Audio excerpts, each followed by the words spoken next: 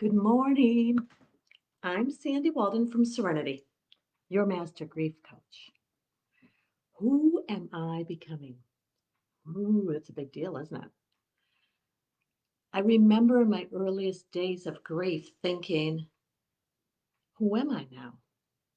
And I had a really close friend who I adore who would say to me again and again, I miss the old Sandy, I want her back. And that was fair. In many ways, I wanted me back too. But I also knew no matter what, no matter how much healing took place, I was not going to be who I had been. And that's okay. Something had changed dramatically, not only in my life, but within me. I was becoming. Guess what? I still am. And so are you. Becoming. I recently read an excellent book by the former First Lady, Michelle Obama, and it's titled Becoming. I highly recommend it. It's not a political book, thank goodness, because I didn't want to go in politics, but she tells the story of her life as she was becoming who she is and as she continues to step into who she's going to be. Good morning, Susie. Thank you for joining me.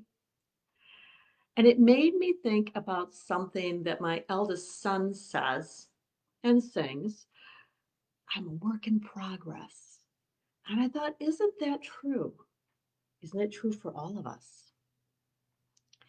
When we're in that place of deepest grief, it's completely reasonable and normal to say, I miss the old me. But as always, I'd like to expand that. The old me was kind of a nice person. I liked her. I liked who she was. It turns out I kind of dig the person I am now, too. Good morning, Lena. I apologize if I'm pronouncing that improperly, but thank you for joining me. Who are we becoming? We're changed, there's no doubt. Heartache does something to us, but it also does something for us. It can be really hard to see that there are blessings, there are gifts, there are shifts. But I invite you to think about who you are becoming. As for me, I find that I am both more patient than I was almost 10 years ago. And there are also things that I'm much more easily or more likely to say no, thank you, and just say that's enough and shut the door. So my boundaries are more firmly in place.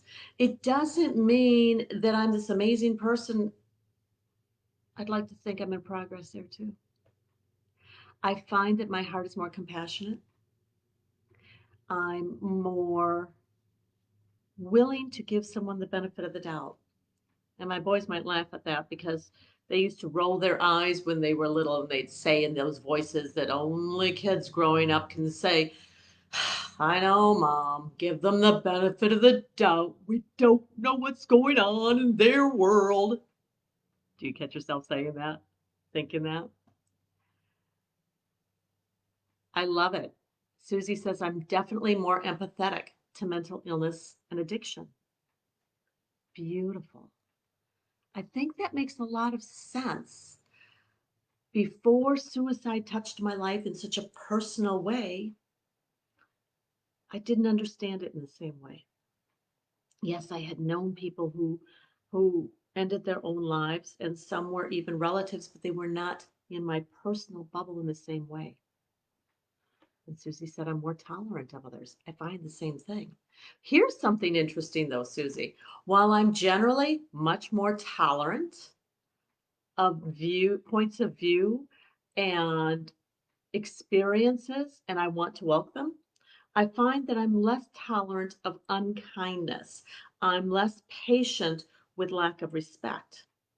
However, even those things I'm more able to address from a place of kindness. I'm instead of getting ticked off and yelling at somebody, it's much more easy for me now to make a suggestion to them, to point out that another way will be more helpful. Who are we becoming? We are a work in progress. Until our heart has taken its last beat, we continue to become. And we have choices. I believe that we have profound, absolute choices to become, as Susie said, tolerant and understanding. We can become bitter and perpetually angry. Those things may not be conscious choices, but as they arise in our awareness, we have the opportunity to say, yes, this is who I am, and to reinforce it, or to let it go. And I'm not suggesting letting it go is as easy as saying the word, though sometimes it is. We do have choices about who we become. We can't change our past, but we can change the way we look at it. We can change the way we react to it. This is what healing is about. When I work with my clients as a grief coach, this is where much of our conversation is. Who do I want to be?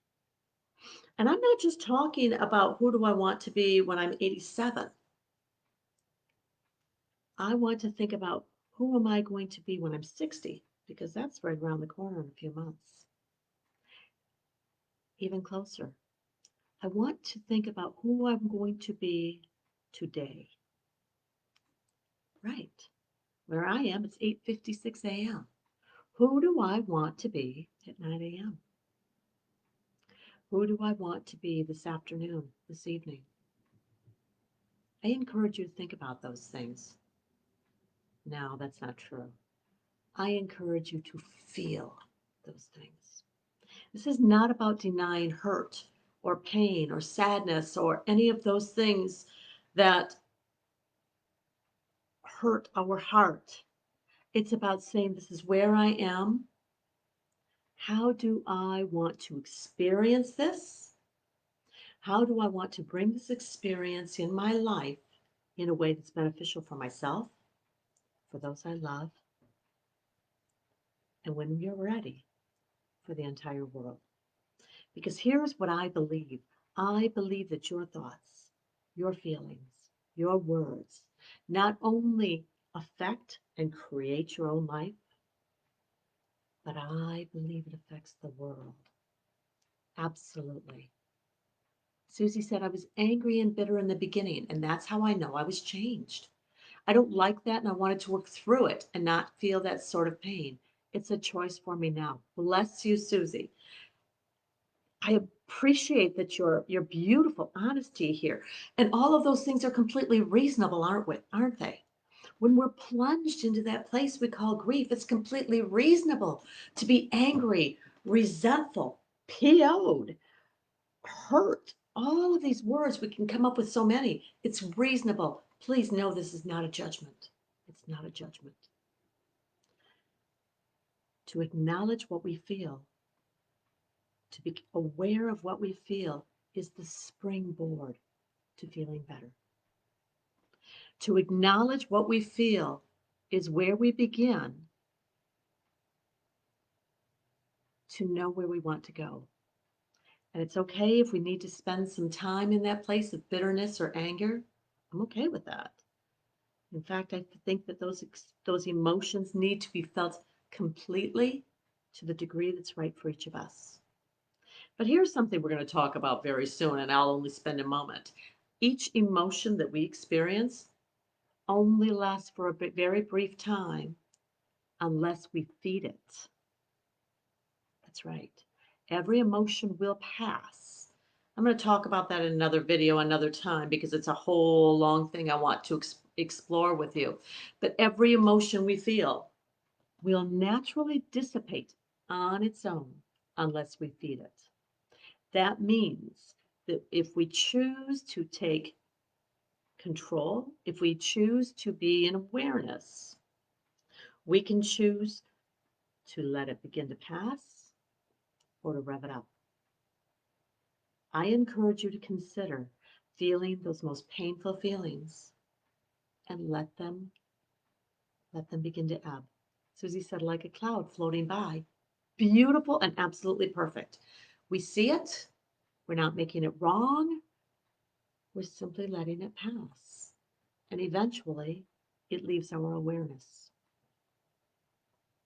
At the same time, we have the opportunity to become aware of something that might feel a little better and to feed that, to become that for that moment.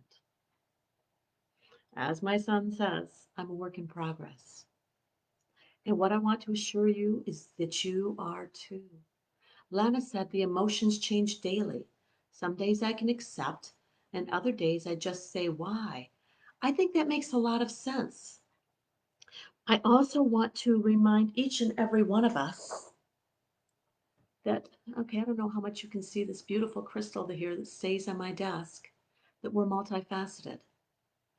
Humans are so incredibly fascinating. And so perhaps this piece is accept. What if this piece is why? What if this piece is pain?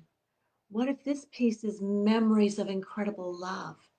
We have the capacity to experience many of these things at one time.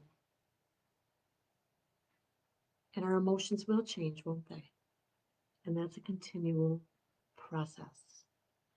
There's no doubt that I revisit anger, not as associated with my son. Isn't that interesting?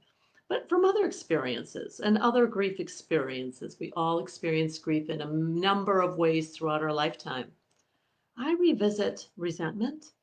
I revisit frustration and irritation and lots of things that are less than pretty. But I deliberately choose not to stay there. That choice gets easier and easier for me as I continue to become. I ask you today to take a few minutes and feel into, what do I want to become today? Who do I want to be in this moment? To give yourself grace, to give yourself at least as much kindness and love as I know you would extend to me if I reached out to you. Be kind to yourself. Know that you deserve to feel better. Know that you deserve love. Know that you matter. I'm going to put a little link down here if you'd like to talk about how we can work together, how I can help you. Just use the link and reach out.